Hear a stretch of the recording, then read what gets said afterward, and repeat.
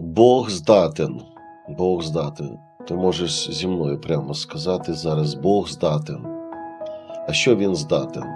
Він здатен змінити твоє ніколи. Ось у тебе є ніколи. Наприклад, я не буду співати, не буду проповідувати, не буду ніколи пастором, ніколи не буду мільйонером. Бог здатен змінити твоє ніколи на тепер. І ти побачиш прояв Божої слави.